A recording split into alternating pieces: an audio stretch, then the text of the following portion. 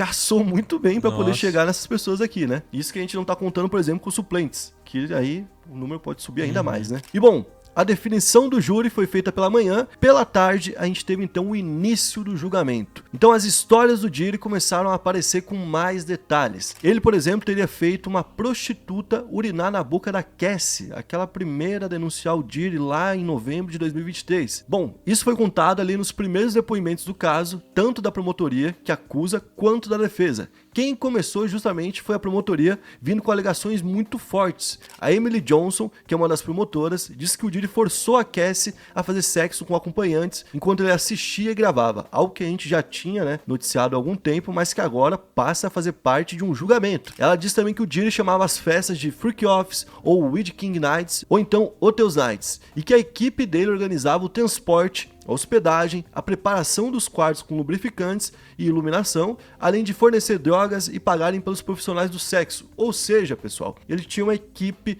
propriamente para isso. Então tinha um cara lá que era o cara da iluminação das festas dele, um cara que trazia o contatinho das coisas, né, que fazia o corre lá para buscar o que ele queria usar na noite, um cara que já tinha o contato de todos os garotos e garotas de programa, e um cara para poder buscar, por exemplo, o óleo de bebê, que ele tanto utilizava nessas festas. A Emily também alegou que em um surto, o Diddy fez um acompanhante urinar na boca da Cassie, deixando ela inclusive sufocada durante o ato, mas que ele impediu que a Cassie saísse daquele ato, que continuasse fazendo, mesmo que ela não conseguisse nem respirar enquanto o outro fazia isso. A Emily disse que inclusive a Cassie concordou em fazer isso naquele momento, mas que era algo que ela não queria fazer, ou seja, ela foi coagida, né? Ela concordou porque ela via que não tinha outra coisa que ela poderia fazer, então ela teve que concordar. Além disso, a Emily falou que tudo começou com a Cassie, certo? Então ela deu um ponto importante aqui falando que esses freak offs teriam de fato começado com ela. E a Cassie falou isso em algum momento, né? Ela falou, eu era a vítima número 1. Eu era a vítima que estava em todos os casos e a primeira a sofrer com o Diddy. Bom, e tudo teria começado quando ela tinha apenas 19 anos. E, inclusive a Emily fala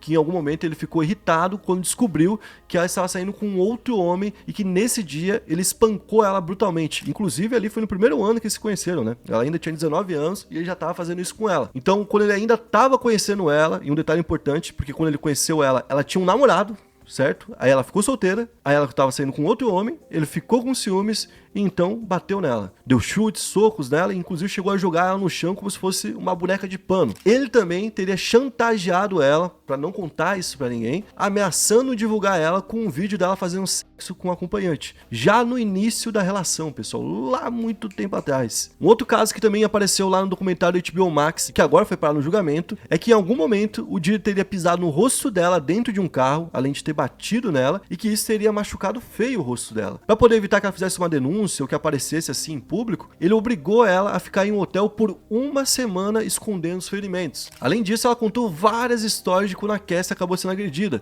Falou que, por exemplo, uma vez ela foi no banheiro, demorou muito e ele acabou espancando ela, e que ele deixava muito claro que ela não tinha nenhuma escolha sobre participar ou não dos freak offs. Ou seja, falou que a vida da mulher era literalmente um inferno, né? Além disso, a Emily fala de uma mãe solteira que o Diddy se relacionou depois de ter terminado com a Cassie no ano de 2020, e que quando ela começou a ser levada para as festas, ela queria que pelo menos as pessoas que estavam lá usassem preservativos para evitar pegar algum tipo de doença, né?